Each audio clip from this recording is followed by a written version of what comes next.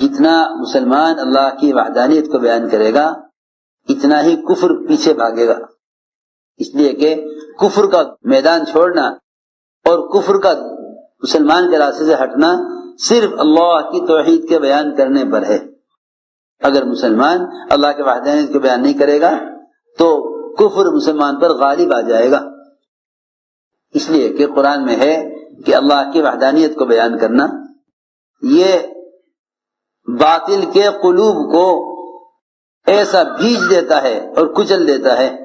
کہ ان سے یہ بات برداشت نہیں ہوتی۔ ہاں آپ یوں کہیں کہ آپ سے ہوگا، آپ کریں گے، اور آپ کے پاس جتنی بھی شکلیں ہیں ان شکلوں سے ہوگا، تو قرآن میں ہے کہ پھر سارے اہل باطل اس بات سے خوش ہو جاتے ہیں۔